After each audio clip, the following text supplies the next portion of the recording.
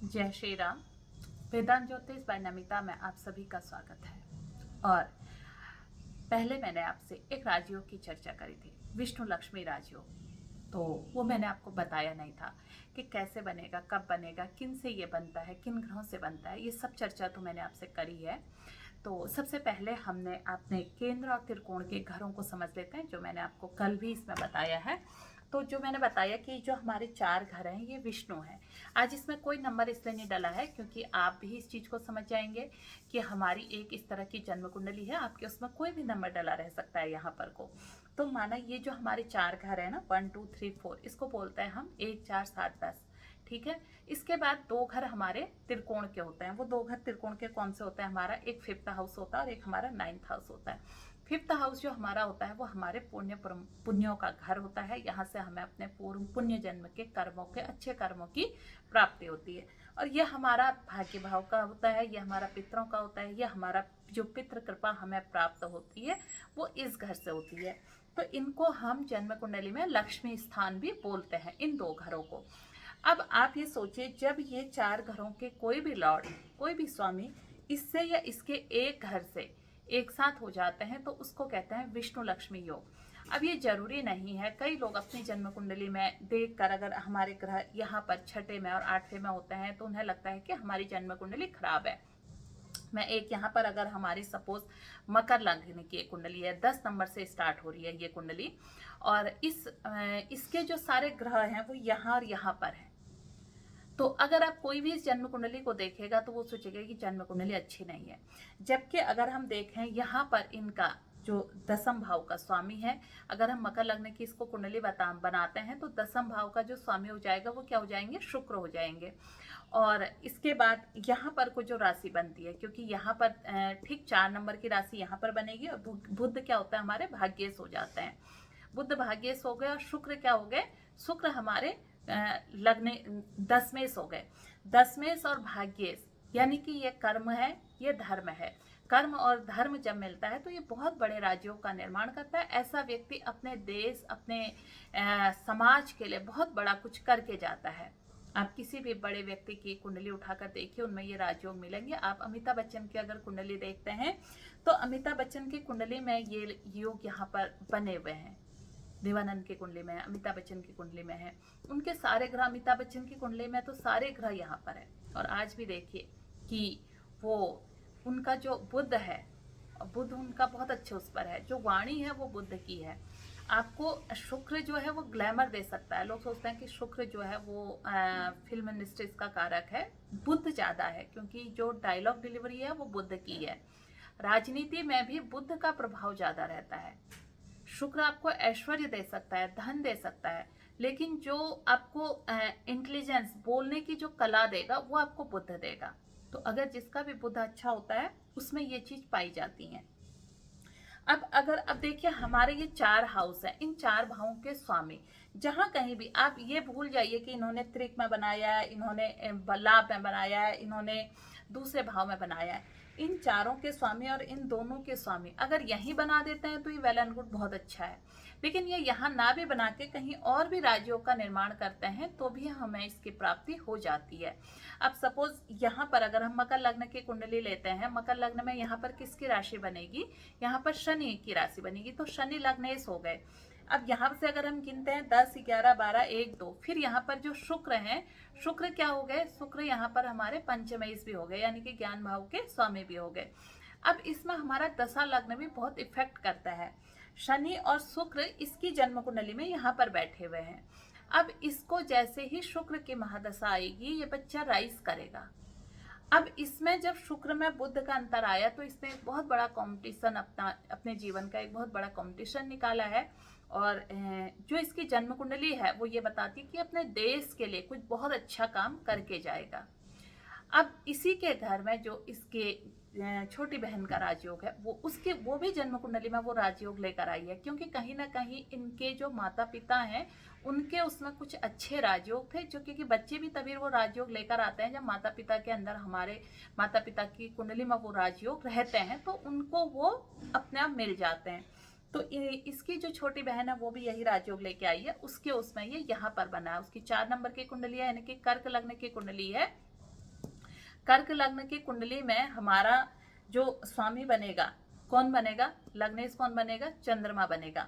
फिर 4, 5, 6, 7 चतुर्थेश हमारा शुक्र बन गया। 7, 8, 9, 10, 11, 12, 1। तो एक जो हो गया हमारा, यहाँ पर कौन बन गया? हमारा कर्म भाव का स्वामी मंगल बन गया। तो अब मंगल और यहाँ पर गुरु, गुरु या मंगल की युति हो तो ये तो धर्माधिपति कर्माधिपति राजयोग बन गया है ना। और गुरु और शनि की युति हो तो भी ये, क्योंकि शनि अपने आप में क्या हो गए? सप्तमेश हो गए। तो अगर सप्तमेश के साथ मंगल की युति हो जाए, या सप्तमेश के साथ यहाँ इस भाव में जो राशि बन रही है, गुरु की राशि बन रही है, गुरु की युति हो जाए, तो ये भी अपने आप में बहुत अच्छा राजयोग होता है।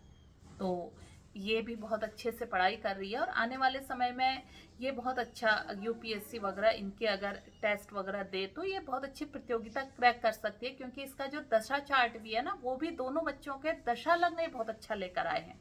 तो सबसे मेन हमारे उसमें कुंडली में राजयोग भले ही कितने ही बने हों, अगर हमारा दशा लग्न अच्छा नहीं होता है तो हमें वो राजयोगों का फल कम मिलता है। दशा लग्न को हम कैसे जानते हैं? माना कि किसी ने, शुक्र ने किसी के राजयोग बना रखा है, ठीक हो गया। अब हमें शुक्र की महादशा नहीं आई, हमारे उसमें क्या आ गई? मंगल की महादशा आ गई। तो मंगल में शुक्र का जब भी अंतर आएगा तो ये इसको राजयोग देगा।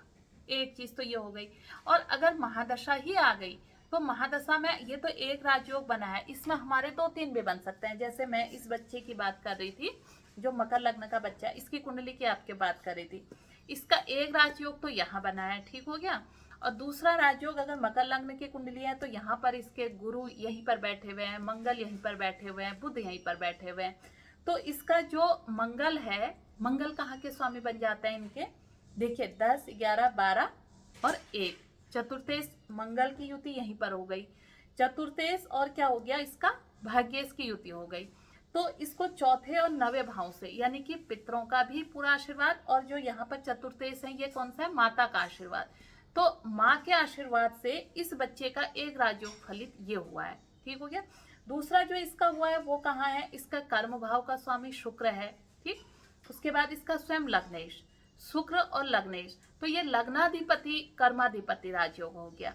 तो इन 2 राजयोगों में अभी इसको शुक्र की महादशा चल रही है, और ये अभी इसने बहुत अच्छे स्कूल से पढ़ाई करी है। उसमें भी इनकी माताजी ने इन्हें बहुत काफ़ी मेहनत करी। बच्चे की जो माँ है वो बच्चों के लिए जी जान से जुटी थी, उसने सारी मेहनत करके बच्चों को एक लाइन पर लेकर आई और काफ़ी आगे तक बच्चों को पहुँचाया। आज वो बच्चे दोनों बच्चे बहुत अच्छे स्थानों पर पढ़ रहे हैं, क्योंकि जो माँ की मेहनत होती है ना अपने बच्चे के लिए, 10 वर्ष तक होती है।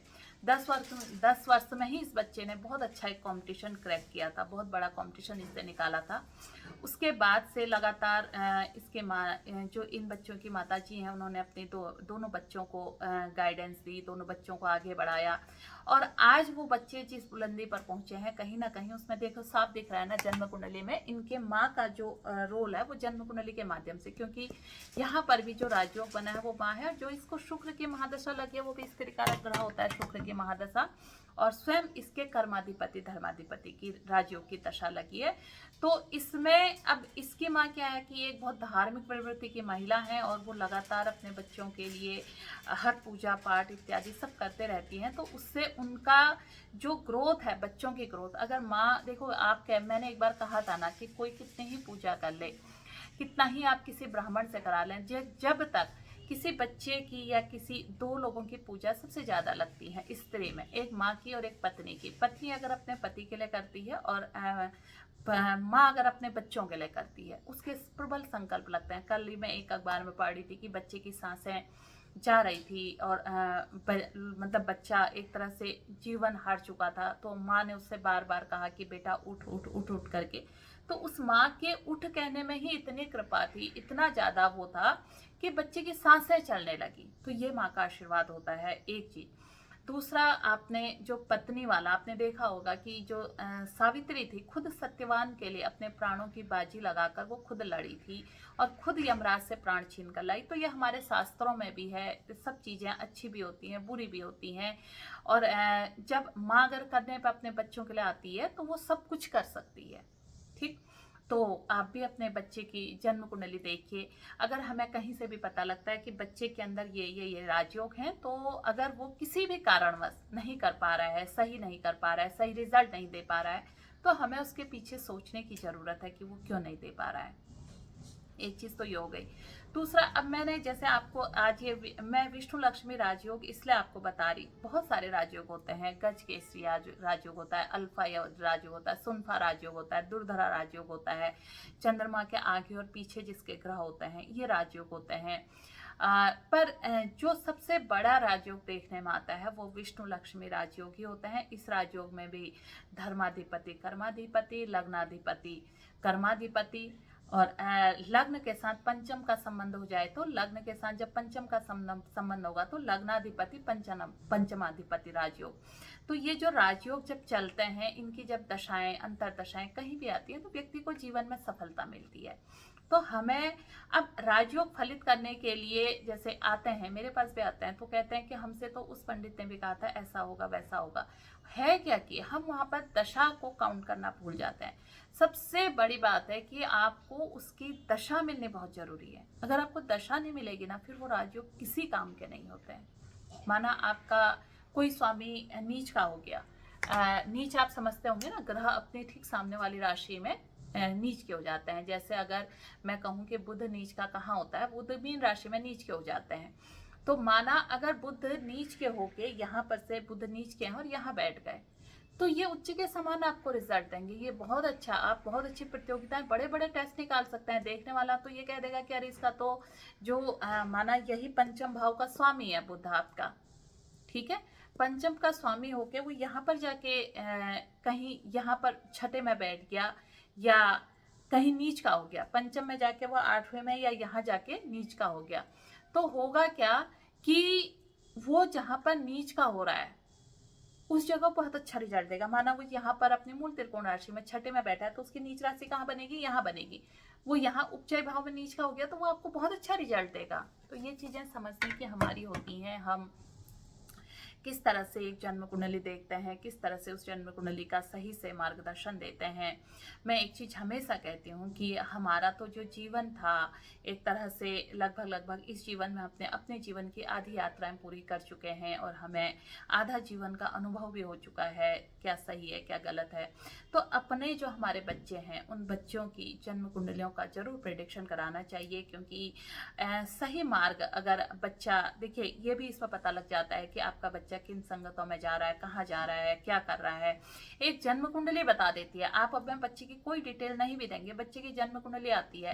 बच्चे के हाथ में अगर किताब दे रखी है आपने, बच्चा, आप कह रहे हैं मेरा बच्चा 10 घंटे पढ़ रहा है, लेकिन जन्म कुंडली ये बता देगी कि वो पढ़ रहा है या टाइम पास कर रहा है। इस समय उसकी दशा क्या बनी है, पढ़ने वाली दशा बनी है। अगर उसकी पढ़ने वाली दशा बनेगी तो आपको कहने की बच्चे से जरूरत ही नहीं पड़ेगी। अगर नहीं बनी है तो कुछ थोड़े बहुत संकल्प होते हैं जो माँ कर सकती है। कौन माँ नहीं चाहती कि मेरा बच्चा अच्छा बने, आगे पढ़े। तो स्पेशली मैं जो पूरा मेरा फोकस रहता है वो बच्चों के लिए रहता है, क्योंकि हमारी भावी पीढ़ी यही है और हमारे देश का जो आगे का निर्माण करना है इन्हीं बच्चों ने करना है। अगर इन बच्चों के हाथों में हम मोबाइल फोन देकर इनको आगे बढ़ाने की सोचेंगे तो हमारा देश विकास करने के बजाय दूसरे की बनी हुई चीज़ों पर अपनी बुद्धि गवाएगा।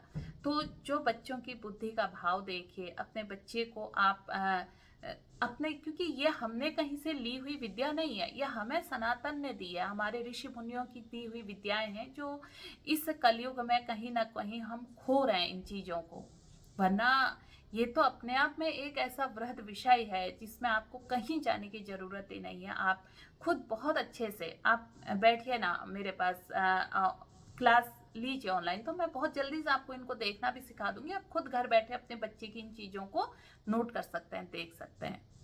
तो देखिए आपकी जन्म कुंडली में ये राजयोग बने हैं ये नहीं बने। मैं बच्चों को लेकर थोड़ा सा ज़्यादा चिंतित इसलिए रहती हूँ, ज़्यादा बात इसलिए करती हूँ क्योंकि जो वर्तमान का दौर चल रहा है, ये दौर बिल्कुल अलग होके चल रहा है।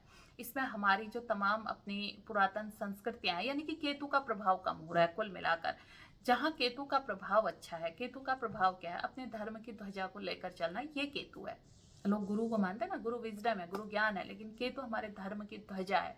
तो जिन्होंने भी केतु को पकड़ रखा है, जो इसके परिवार में केतु प्रबल रूप से चल रहा है, उन परिवारों में ये समस्या नहीं आती है। जहाँ राहु बहुत बुरी तरह से हावी है वहाँ पर ये दिक्कतें आ रही हैं।